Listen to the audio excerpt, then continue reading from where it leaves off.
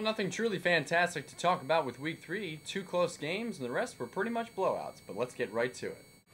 Well, from victory defeat to Dem Eagles face the same consequence they faced last week, only this time in reverse.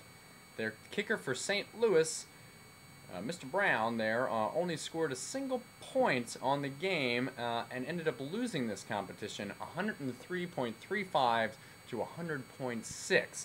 However, I can't say that I'm sorry that Swoop Stingston, who's now scored 100 points in at least in every single game, has now finally got their win. 1-2 goes Swoop Stingston.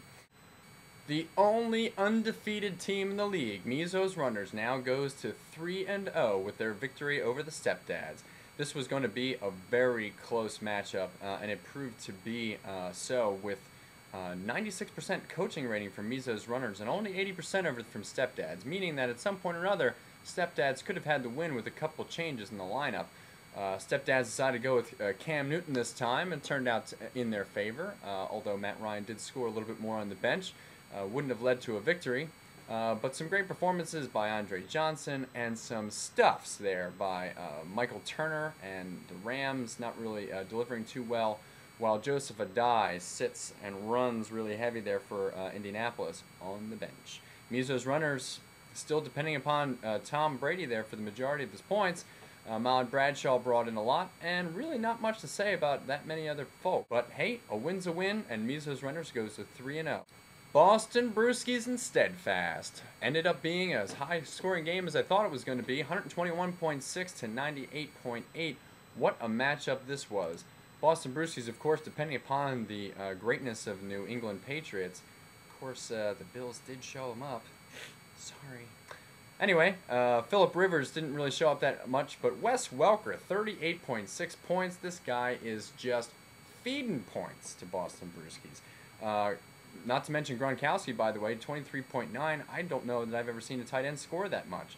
121.6 points on the day. Steadfast had to rely on Matt Stafford, who delivered, and Darren McFadden, who also delivered. Unfortunately, the rest of the team there did not, but it was a good effort nonetheless.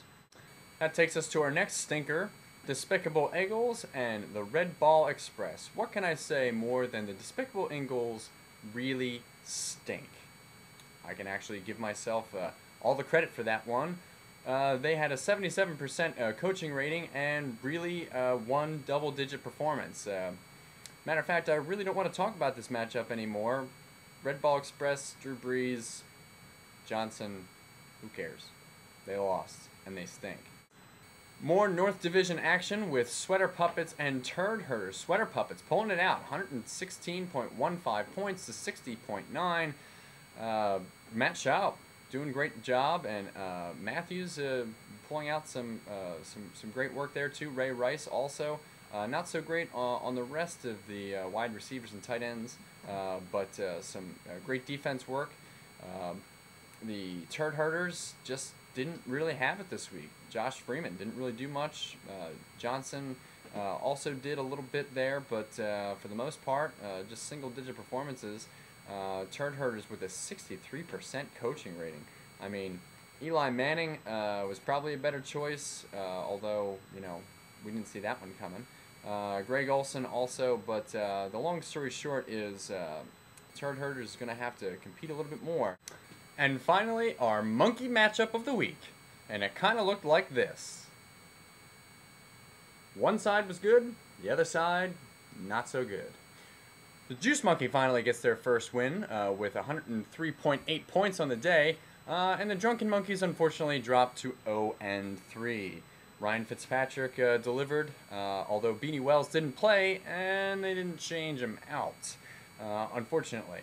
Ben Roethlisberger delivered some great points. Fred Jackson, Larry Fitzgerald on the other side of the ball there, and almost a 2-1 loss there, but there is some hope as we take a look at next week's matchups. We have the Battle of the Bad, the Despicable Eagles against the Drunken Monkeys. The good news is one of them has to come off with a win. The bad news is one of them is still going to be winless. But hopefully, look for a low-scoring game in that one, and general enthusiasm when one of them wins and actually maintains a hold in this league. The Mizo's Runners will go against the Despicable Eagles. That should be a great matchup. Let's see if Mizo's Runners can hold on to a 4-0 against a very difficult opponent. The Juice Monkey and Bralston Brewskis. From the draft to the table, here it is. Indianapolis versus New England. Let's see who comes on top. Sweater Puppets and Stepdads. Sweater Puppets and Stepdads are very strong teams. It should be a good matchup between those two there. Steadfast and Turd Herders. Turd Herders needs to do a little bit of work there, but Steadfast is looking for a win. Should be a nice change. Soup Stinkston and the Red Ball Express. Look for a high-scoring game coming from Soup Stinkston, who has delivered less than 100 points. And let's see if Red Ball Express can keep the Express moving on. Well, that's it for this week. Thanks so much for joining us. And until then, we go to one final prediction from a very special guest.